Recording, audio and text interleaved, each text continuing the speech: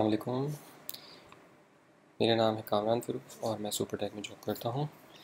आज हम एक इशू के बारे में देखेंगे कि हम उसको किस तरह से रेक्टिफाई कर सकते हैं, और ये इशू है एसएमएस पैरामीटर मिसिंग का इशू।